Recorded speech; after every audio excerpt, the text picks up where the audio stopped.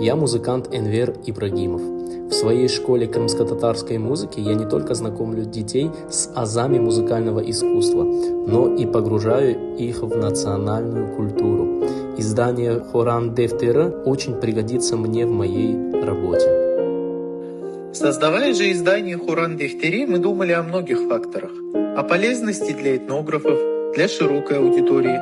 Но особо ценно для нас то, что сегодня это издание находит спрос у музыкантов, у людей, преподающих музыку, в том числе и крымско-татарскую.